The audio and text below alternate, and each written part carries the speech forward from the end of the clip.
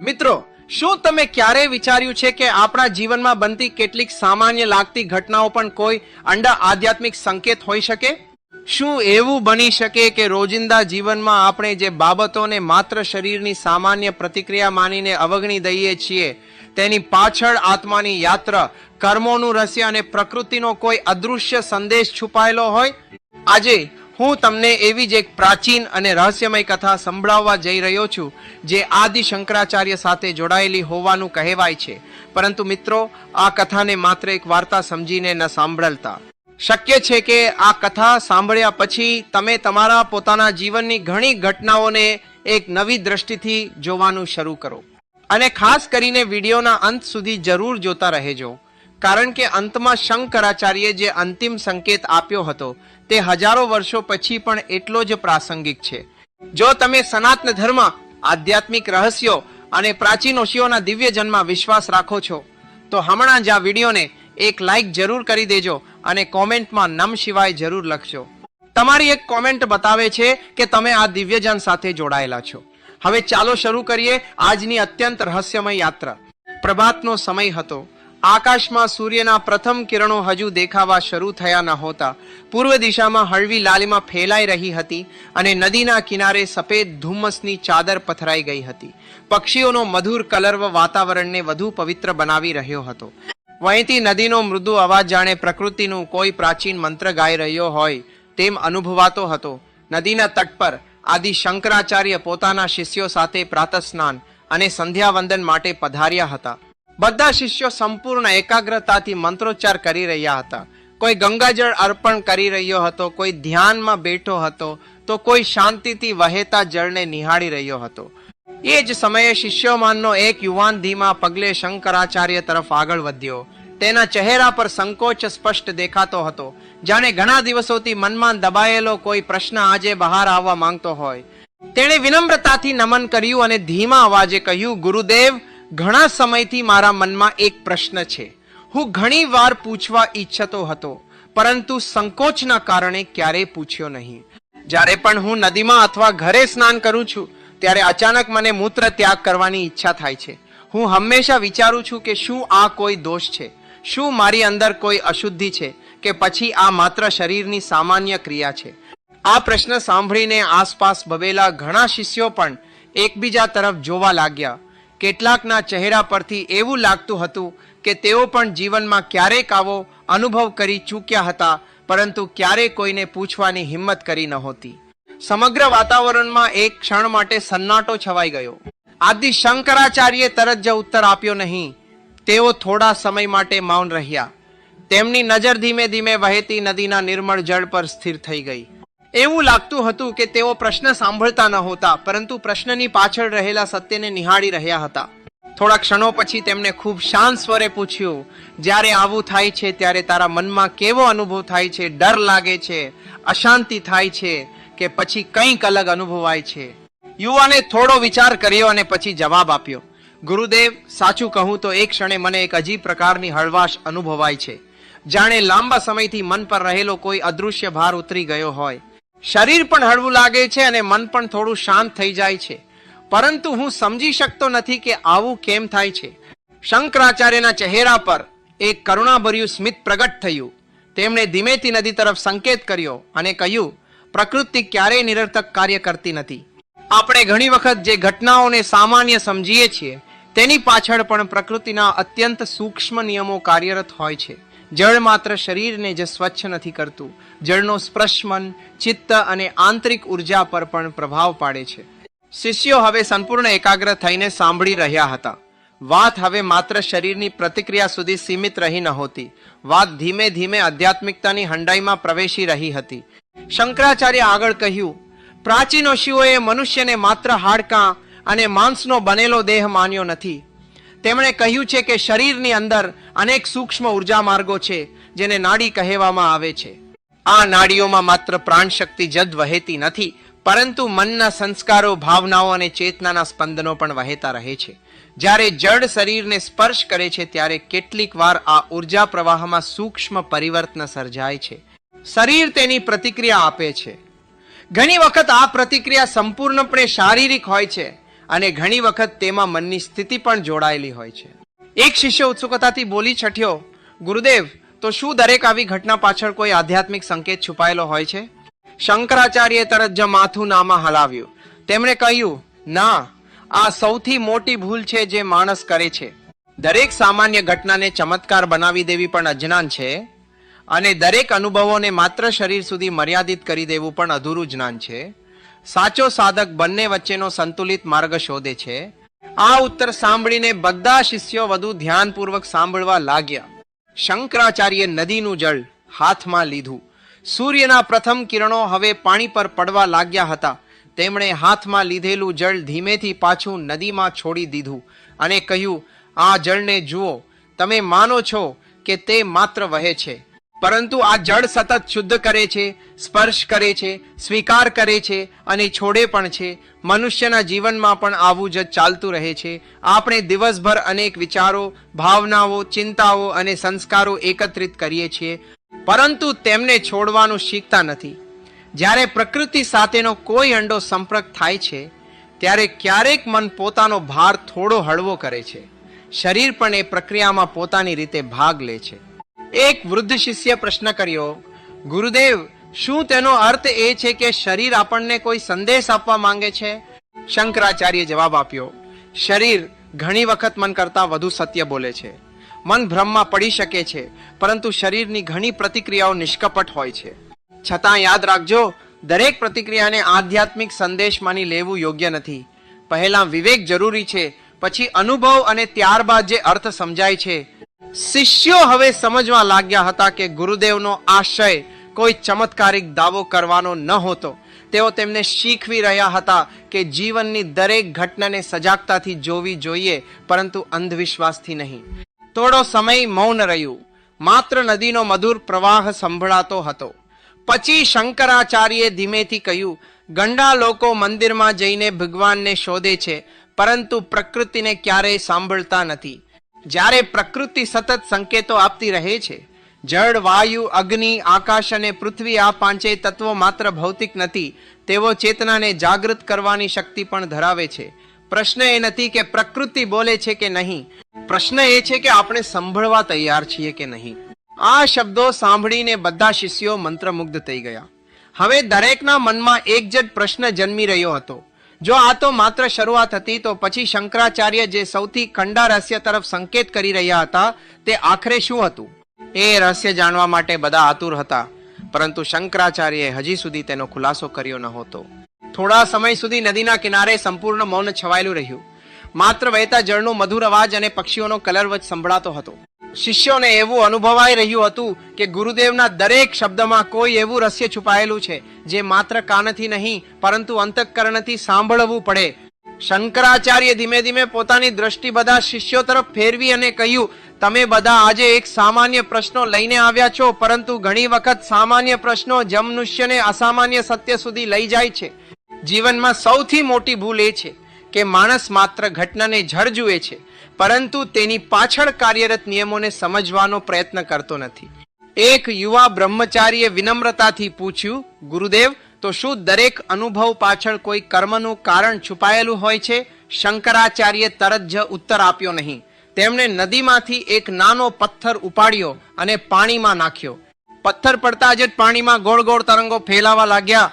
તેમણે કહ્યું, આ પથ્થર જુઓ, તે માત્ર એક જગ્યાએ પડ્યો, પરંતુ તેની અસર દૂર સુધી પહોંચી. કર્મ પણ આવા જ હોય છે. આપણે એક વિચાર કરીએ છીએ, એક ભાવ રાખીએ છીએ, એક કાર્ય કરીએ છીએ, અને તેની અસર ક્યારેક વર્ષો પછી દેખાય છે. ઘણી વખત તો એક જીવનમાં નહીં, અનેક જન્મોની યાત્રામાં પણ તેના પડઘા સંભળાય છે. શિષ્યો એકાગ્રતાથી સાંભળી રહ્યા હતા. ગુરુદેવ આગળ બોલ્યા, ઘણા લોકો પૂછે છે કે મને આ દુઃખ કેમ મળ્યું, મને આ સુખ કેમ મળ્યું, મારી સાથે આવું જ કેમ થાય છે. પરંતુ તેઓ ક્યારેય પૂછતા નથી કે હું જીવનમાંથી શું શીખી રહ્યો છું. માણસનું ધ્યાન પરિણામ પર રહે છે, કારણ પર નહીં.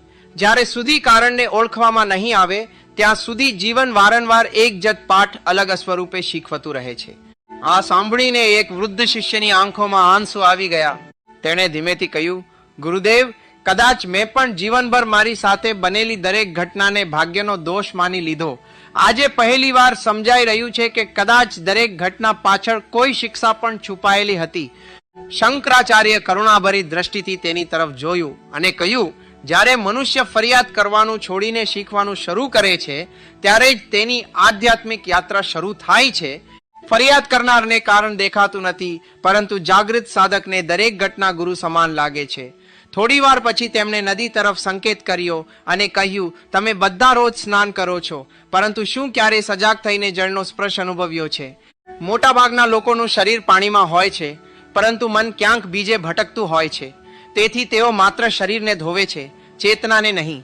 ઓશિયો માટે સ્નાન માત્ર શરીર શુદ્ધ કરવાનો ઉપાય નહોતો, તે મનના ભારને છોડવાની એક સાધના હતી.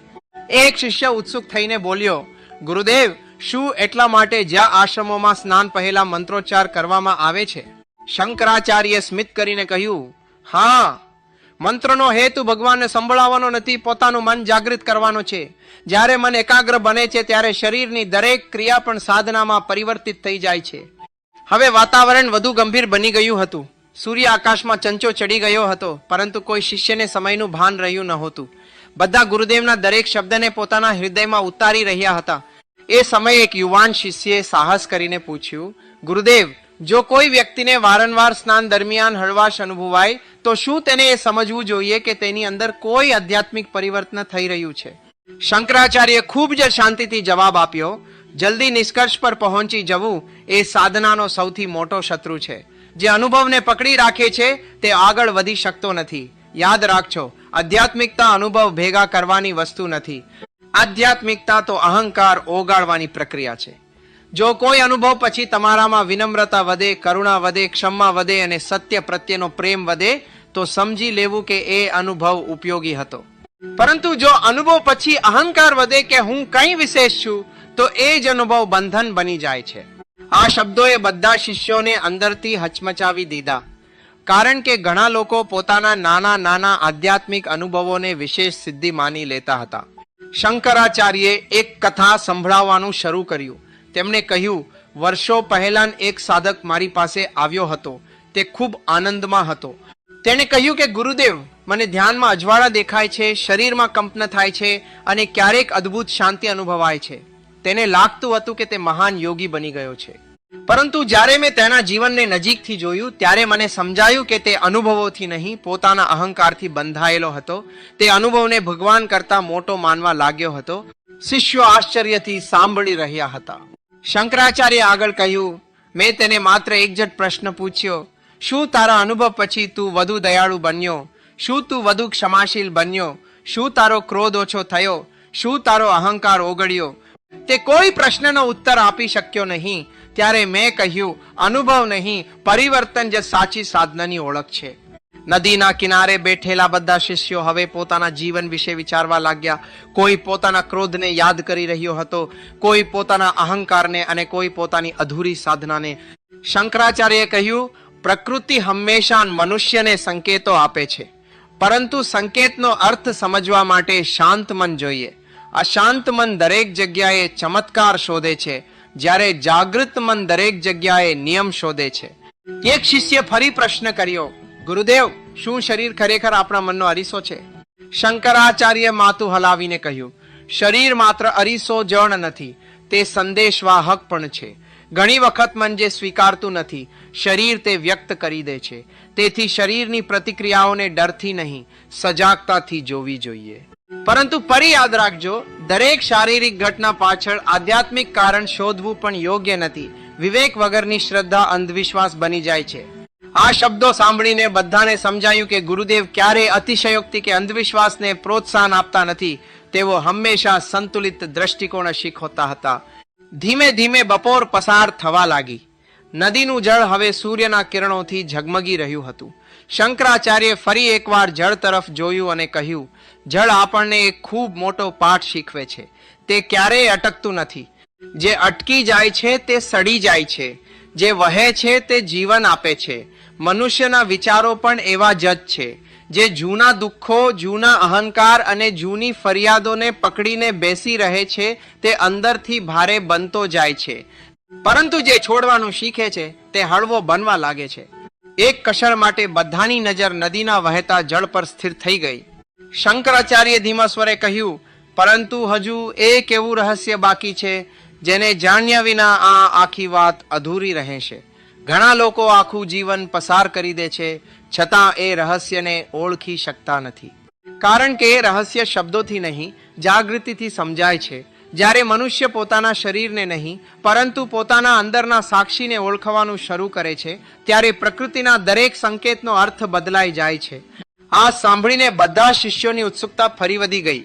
તેઓ જાણતા હતા કે ગુરુદેવ હવે તેમને સૌથી તરદાપરા ચઈ રહ્યા છે, પરંતુ એ અંતિમ રહસ્ય હજુ ખુલવાનું બાકી હતું.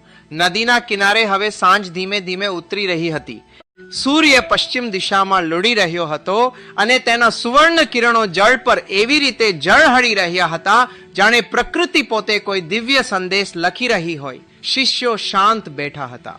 કોઈના મનમાં પ્રશ્ન હતો, કોઈના મનમાં આશ્ચર્ય અને કોઈના હૃદયમાં એવી આતુરતા કે ગુરુદેવ હવે કયું અંતિમ રહસ્ય પ્રગટ કરશે. આદિ શંકરાચાર્ય થોડો સમય મૌન ધારણ કર્યું. તે મૌનમાં પણ જાણે જાન વહેતું હતું. પછી તેમણે ધીમા સ્વરે કહ્યું, તમે સૌ આજે એક સામાન્ય ઘટનાથી શરૂઆત કરીને અહીં સુધી આવ્યા છો. હવે જો અંતિમ વાત સમજી જશો તો જીવનની ઘણી ગૂંચવણો આપોઆપ ઉકેલાવા લાગશે. તેમણે નદીના વહેતા જળ તરફ સંકેત કરીને કહ્યું, મનુષ્યનું સૌથી મોટું દુઃખ એ નથી કે તેના જીવનમાં સમસ્યાઓ આવે છે. સૌથી મોટું દુઃખ એ છે કે તે પોતાને માત્ર શરીર માનીને જીવે છે. જ્યાં સુધી મનુષ્ય પોતાને માત્ર શરીર માને છે ત્યાં સુધી દરેક અનુભવ તેને શરીર સુધી જ સીમિત દેખાય છે. પરંતુ જે દિવસે તે પોતાના અંદરના સાક્ષીને ઓળખવા લાગે છે તે દિવસે જીવનની દરેક ઘટના નવા અર્થમાં પરિવર્તિત થઈ જાય છે. એક યુવા બ્રહ્મચાર્ય ધીમેથી પૂછ્યું, ગુરુદેવ, આ સાક્ષી ભાવને ઓળખવાની શરૂઆત કેવી રીતે થાય? શંકરાચાર્ય સ્મિત કરતા બોલ્યા, જ્યારે તું પોતાના વિચારોને જોવાનું શરૂ કરે છે અને સમજવા લાગે છે કે વિચારતું નથી, જ્યારે તું પોતાની લાગણીઓને અનુભવતો હોય પરંતુ તેમાં ડૂબી જતો નથી, જ્યારે તું શરીરની પ્રતિક્રિયાઓને જોતો હોય પરંતુ તેનાથી પોતાની ઓળખ બનાવતો નથી, ત્યારે સાક્ષી ભાવનો પ્રથમ કિરણ જન્મે છે. થોડી વાર માટે તેમણે પોતાની આંખો બંધ કરી. આખું વાતાવરણ એકદમ નિશ્ચલ થઈ ગયું. એવું લાગતું હતું જાણે વહેતી નદી પણ તેમની વાણી સાંભળવા ધીમી પડી ગઈ હોય. થોડા સમય પછી તેમણે કહ્યું, ઘણા લોકો પૂછે છે કે પ્રકૃતિ સંકેતો કેમ આપે છે? કારણ કે પ્રકૃતિ ક્યારેય બળજબરી કરતી નથી, તે ક્યારે ચીસો પાડીને નથી બોલતી, તે સંકેતોમાં વાત કરે છે. જે જાગૃત છે તે સંકેત સમજી જાય છે, જે અજાગૃત છે તે તેને માત્ર સંયોગ માનીને ભૂલી જાય છે. એક વૃદ્ધ શિષ્ય નમ્રતાથી પૂછ્યું, ગુરુદેવ, તો શું દરેક મનુષ્યને આવા સંકેતો મળે છે? શંકરાચાર્યે ઉત્તર આપ્યો, હા, પરંતુ દરેક તેને ઓળખી શકતો નથી. સૂર્યનો પ્રકાશ બધાને સમાન મળે છે, પરંતુ આંખો બંધ રાખનારને પ્રકાશનો શું લાભ? એ જ રીતે જીવનમાં પણ સંકેતો સતત મળતા રહે છે. ક્યારેક સુખના રૂપમાં, ક્યારેક દુઃખના રૂપમાં, ક્યારેક સફળતાના રૂપમાં અને ક્યારેક એક સામાન્ય લાગતી ઘટનાના રૂપમાં. આ સાંભળીને બધા શિષ્યો પોતાના જીવન વિશે વિચારવા લાગ્યા. કેટલીય ઘટનાઓ યાદ આવી ગઈ જેને તેમણે ક્યારેય ગંભીરતાથી લીધી જ નહોતી. શંકરાચાર્યે કહ્યું, તમે આજે જે પ્રશ્ન પૂછ્યો હતો તેનો સાચો ઉત્તર કોઈ ચમત્કાર નથી. સ્નાન દરમિયાન થતી કોઈ પણ શારીરિક પ્રતિક્રિયાને આધ્યાત્મિક સિદ્ધિ કે વિશેષ સંકેત માની લેવો યોગ્ય નથી. ઘણી વખત તેના પાછળ સંપૂર્ણ સ્વાભાવિક શારીરિક કારણો પણ હોઈ શકે છે. પરંતુ જો આવી સામાન્ય ક્ષણો તમને પોતાની અંદર જોવાની પ્રેરણા આપે, પોતાના મનને સમજવાની પ્રેરણા આપે અને જીવનને વધુ જાગૃત રીતે જીવવાની પ્રેરણા આપે, તો એ જ તેનું સાચું આધ્યાત્મિક મૂલ્ય છે. શિષ્યોને હવે સમજાઈ ગયું કે ગુરુદેવનો આશય કોઈ રહસ્યમય ચમત્કાર બતાવવાનો નહોતો. તેઓ તો સામાન્ય ઘટનાને આત્મચિંતનનું દ્વાર બનાવતા શીખવી રહ્યા હતા. શંકરાચાર્યે આગળ કહ્યું, યાદ રાખજો, જ્ઞાન એ નથી કે તમે હજારો પુસ્તકો વાંચો. જ્ઞાન એ છે કે એક સામાન્ય ઘટનામાંથી પણ સત્યને ઓળખી શકો.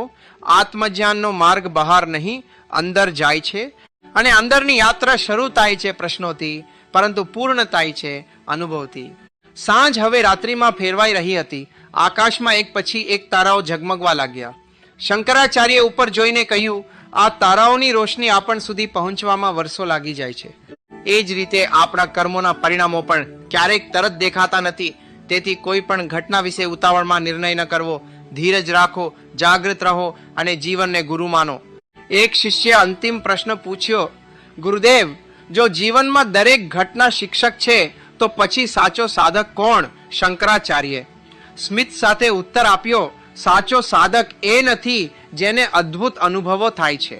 સાચો સાધક એ છે જે દરેક અનુભવ પછી વધુ વિનમ્ર બને છે, વધુ દયાળુ બને છે, વધુ સત્યનિષ્ઠ બને છે અને પોતાના અહંકારને દરરોજ થોડો ઓછો કરે છે.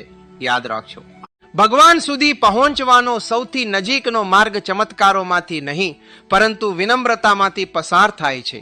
આ શબ્દો સાંભળતા જ બધા શિષ્યોની આંખો ભીની થઈ ગઈ. તેઓ સમજ્યા કે આજનો આખો સંવાદ શરીરની કોઈ એક સામાન્ય પ્રતિક્રિયા વિશે નહોતો. તે તો મનુષ્યને પોતાની અંદર ઝાંખવા, જીવનના સંકેતોને સજાગતાથી સમજવા અને અહંકાર છોડીને આત્મજ્ઞાન તરફ આગળ વધવા માટેની એક દિવ્ય પ્રેરણા હતી. મિત્રો, આ કથાનો સાર પણ એ જ છે કે જીવનમાં બનતી દરેક સામાન્ય ઘટનાને અંધવિશ્વાસ સાથે જોવું યોગ્ય નથી અને તેને સંપૂર્ણપણે નિરર્થક સમજીને અવગણવી પણ યોગ્ય નથી. વિવેક, જાગૃતિ અને આત્મચિંતન આ 3 ગુણ જ સાચા આધ્યાત્મિક માર્ગના આધાર છે. જ્યારે આપણે જીવનને ખુલ્લા મનથી જોવાનું શરૂ કરીએ છીએ ત્યારે ઘણી વખત સામાન્ય ક્ષણો પણ આપણે અસામાન્ય શીખ આપી જાય છે. જો આજની આ કથાએ તમારા મનમાં કોઈ પ્રશ્ન જગાવ્યો હોય, જો તમને લાગ્યું હોય કે જીવનને વધુ જાગૃત રીતે જીવવાની જરૂર છે, તો કોમેન્ટમાં જરૂર લખજો નમઃ શિવાય. તમારી એક કોમેન્ટ બીજા દર્શકો માટે પણ પ્રેરણા બની શકે છે. આ વિડીયોને જરૂર લાઈક કરજો અને તમારા મિત્રો તથા પરિવારજનો સાથે શેર કરજો, જેથી સનાતન ધર્મનું આ પ્રેરણાદાયક જન વધુ લોકો સુધી પહોંચી શકે. અને જો તમે આવી જ ગહન આધ્યાત્મિક અને આત્માને સ્પર્શી જાય એવી કથાઓ નિયમિત સાંભળવા માંગતા હો તો હમણાં જ અમારી ચેનલને સબસ્ક્રાઇબ કરો અને બેલ આઇકોન દબાવવાનું ભૂલતા નહીં. ફરી મળીશું એક નવા રહસ્ય, નવા જ્ઞાન અને નવી આધ્યાત્મિક યાત્રા સાથે. ત્યાં સુધી હંમેશા ખુશ રહો, જાગૃત રહો અને સનાતન ધર્મના દિવ્ય માર્ગ પર આગળ વધતા રહો.